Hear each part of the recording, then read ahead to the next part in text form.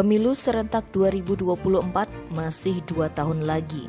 Namun persiapan ke arah itu sudah mulai dilakukan, termasuk soal anggaran pemilu. Seperti yang dilakukan Komisi Pemilihan Umum Tabanan, penyelenggara pemilu melakukan sosialisasi anggaran pemilu serentak 2024 kepada tim anggaran pemerintah daerah setempat Senin 20 September.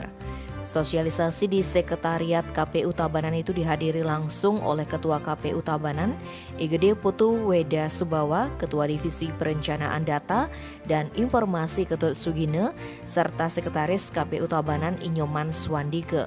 Sedangkan dari pihak TAPD dipimpin langsung oleh Sekda Tabanan, Igede Susile, dan beberapa pejabat di lingkungan Pemkab Tabanan yang terkait urusan anggaran. Ketua KPU Tabanan Putu Weda Subawa menegaskan, pertemuan tersebut merupakan salah satu langkah koordinasi tahap awal dengan harapan nantinya TAPD punya gambaran soal anggaran. Mengingat kondisi anggaran saat ini yang masih terkena dampak pandemi COVID-19. Dalam sosialisasi itu, gambaran awal keperluan biaya pelaksanaan pemilu 2024 di Tabanan mencapai 51,164 miliar rupiah.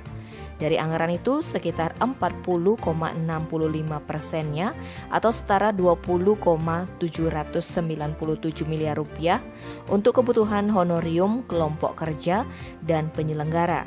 Sedangkan 59,35% atau sekitar 30,36 miliar rupiah untuk kebutuhan barang dan jasa.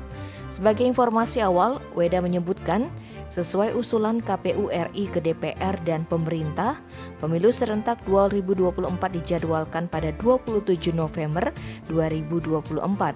Jadwal ini masih tentatif karena masih bersifat usulan dan sedang dikaji. Tim Bali Express melaporkan.